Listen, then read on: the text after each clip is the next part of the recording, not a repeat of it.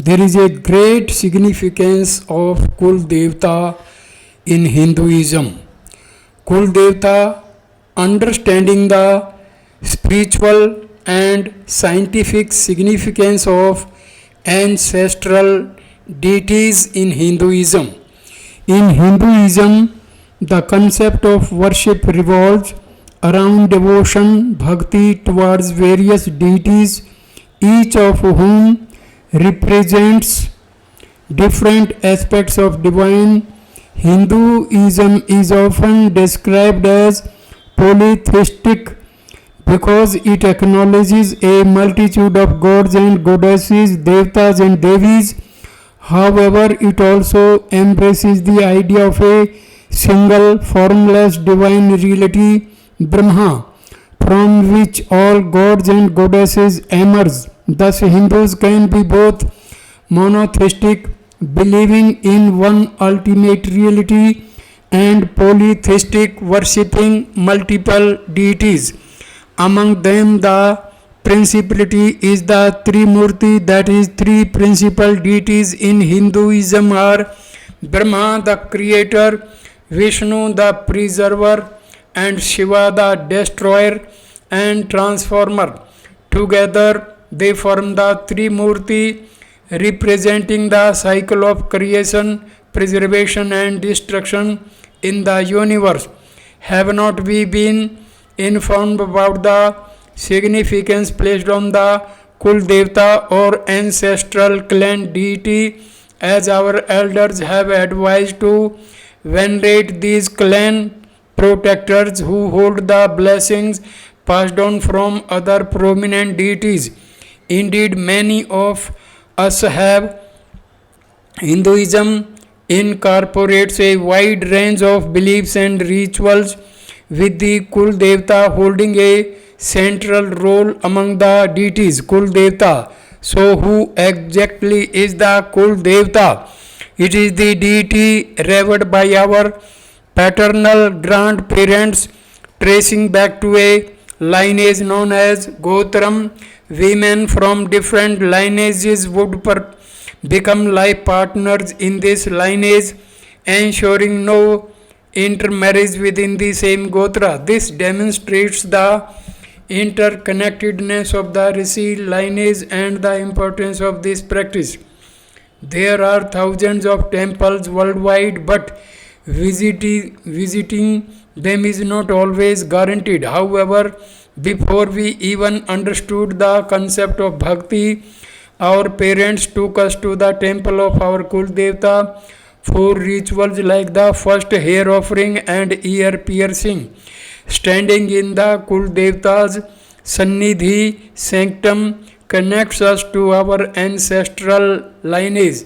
This connection is unique and cannot be replicated elsewhere. Often we do not know more than two generations of our paternal grandmothers, highlighting the importance of this lineage.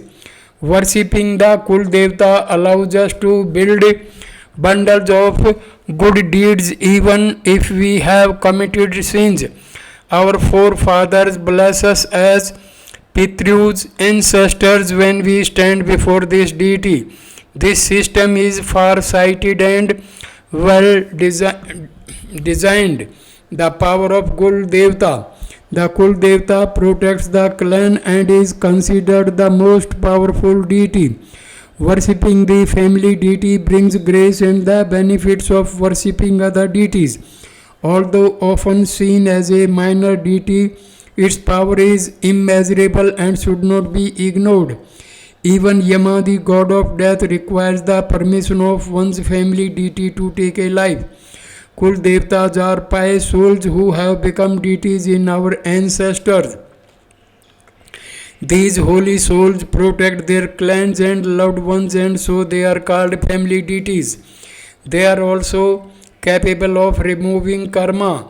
Those with too many karmas may not even know their family deity. Fortune tellers can call upon the family deity to provide details about us, but they cannot do so arbitrarily. Sorcerers performing deeds must control the clan deity with a magical bond. Some deities are not bound by magical shackles and can destroy witches. Worship practices. Women are unique worshippers of two clan deities, one from their birth house and one from their marital house. After marriage, they start worshipping the family deity of their husband's house. Yearly worship of the family deity of the birth house protects them throughout their lifetime. Worshipping the family deity of the marital house gives them strength to overcome struggles. If the family deity of the birth house has not been worshipped before, it should be done during festival. Worshipping the clan deity is crucial for the clan's prosperity. Without the grace of Kul Devta, the blessings of other gods are not available. Powerful rituals and temples visits may not yield the expected results without the family deity's favor. Regular visits to the family deity's temple, performing abhishekah, prayers and arranging pujas are essential for a prosperous life.